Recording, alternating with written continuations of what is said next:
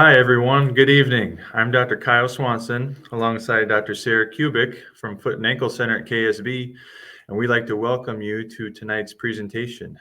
First off, I'd like to thank KSB Community Wellness and Aaron Fox for putting this event on tonight.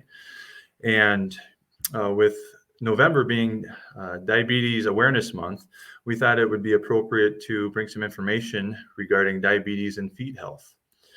And so some of the topics we'd like to cover for you this evening involves the different types of diabetes, symptoms patients experience, complications alongside this condition, and then we'll get into some treatment options. After that, we will discuss prevention involving proper foot care and shoe wear and other advice and tips as well.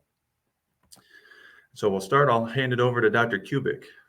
So the prevalence of diabetes has really increased over the last several years. The most recent statistics that we have from 2022, we have 37.3 million people have been diagnosed with diabetes, which is about 11% of the population. So this is about 1/3 of all people over the age of 65 have diabetes. The two main types of diabetes that we'll cover, so type 1 is where your pancreas does not produce enough insulin. And this is about 1 in 400 to 1 in 600 children. The risk factors for this are autoimmune problems as well as some genetic components to this as well. There's also type 2, which is the more prevalent form of diabetes. And this is when the pancreas loses the ability to produce insulin. So this is about 90 to 95% of diabetic patients. The most common risk factors for this are overweight or decrease in physical activity. Generally the older population, again, adults over 65, and a family history of diabetes. There are a couple other types of diabetes, genetic deficits of the pancreas, whether that's drug or chemical or due to an infection, or gestational. So when a woman becomes pregnant, there is a chance that she can have diabetes during her pregnancy. And that's about 3 to 10% of all pregnancies. The most common symptoms when people start to develop diabetes is increase in thirst, increase in having to go to the bathroom, increase in urination, increase in hunger. Those are the 3 most common symptoms.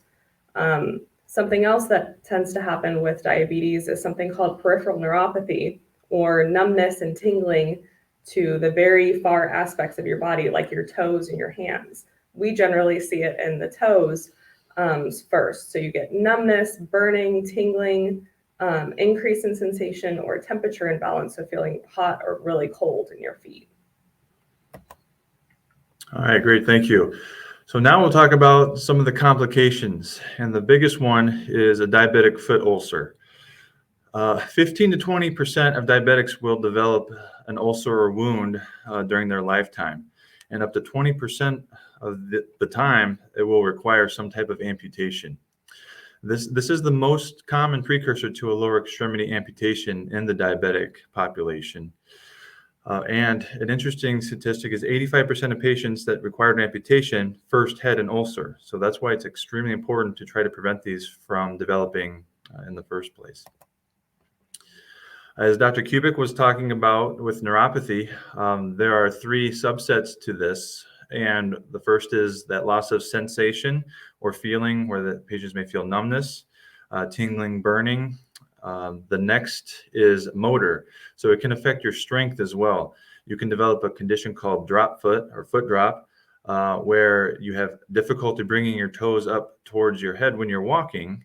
And so your foot basically is slapping on the ground, and that weakness in that ankle can cause some real big issues with instability, resulting in falls and injuries. You can get a tight contracture of the calf or the Achilles tendon, and that is referred to as equinus. And then also develop hammer toe deformities, where the toes start to curl up due to an imbalance in the tendons. The other is the autonomic, and this helps control the regulation of skin. So if there's issues with the autonomic nervous system, patients may develop dry, cracked skin, and it only takes a tiny little portal for bacteria to get in, and that can develop an infection. Regarding treatments, so one of the best treatments and preventative measure really is proper blood glucose control. And the hemoglobin A1C level, optimally, we would really like that to be around 7. Healthy diet and exercise, we can't emphasize this enough as well. It is a huge part of staying healthy and managing diabetes. We do have registered dietitians at KSB who do a fantastic job of helping with diet regimens that we can help refer patients to as well. And routine foot exams, whether that be nail care, trimming nails, trimming calluses. If a callus gets too big, you can actually develop a wound underneath. And so that's when they become very difficult situations as well. We can also help identify any underlying conditions, whether that be vascular or blood flow, and then infections. The sooner we can identify an infection, the sooner we can treat it and help prevent any real bad situations and end result. Other treatments, supportive shoes and offloading inserts are huge in preventing issues with the feet. Diabetic shoes and inserts, they are specifically made for diabetic patients regarding they have a wider toe box shoe to help support any toe or foot deformity. The inserts are a 3-layer insert that really help prevent those forces and those increased pressures on the bottom of the feet. Different types of offloading pads can be helpful as well. That bottom picture that is referred to as a horseshoe pad, where we can put that pad on an area around the bottom of the forefoot in this example, and that helps reduce the pressure to that specific spot.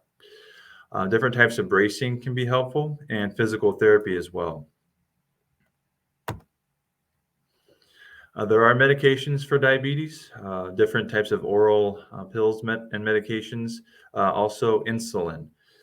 And regarding peripheral neuropathy, because you can develop peripheral neuropathy without diabetes, there are topical medications that can be helpful, also oral medications, and then supplementation as well. It has been shown that vitamin B and C are important for nerve health. But I would recommend prior to any supplementation, I would have a discussion with your doctor first. All right, now we'll discuss preventative measures. So proper blood glucose control, like we talked about, is extremely important, along with a healthy diet and exercise. Importance of supportive shoe gear, can't underestimate that as well. That wide toe box can help support any toe or foot deformity. Offloading inserts to help reduce pressures to the feet, and also wearing white socks. What this will do is if a patient does have decreased sensation, if they happen to experience an injury or cut to their foot, they will be able to see any bleeding, which can help us to identify an injury and treat it sooner as well. Feet hygiene, keeping feet clean and dry, not too dry, but keeping a close eye on daily to make sure that there's nothing abnormal going on. And then routine foot care and addressing concerns early. The sooner we can address and identify what's going on, the sooner we can treat it and help prevent any adverse result.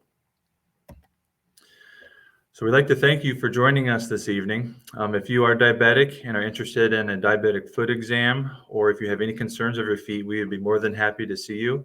Our contact information is down below on this slide. And also, if you have any questions or concerns, feel free to leave those below and we will get back to you. Once again, I'd like to thank KSB Community Wellness this evening, and we hope everyone has a fun and safe fall. Thank you very much. Bye. Thank you.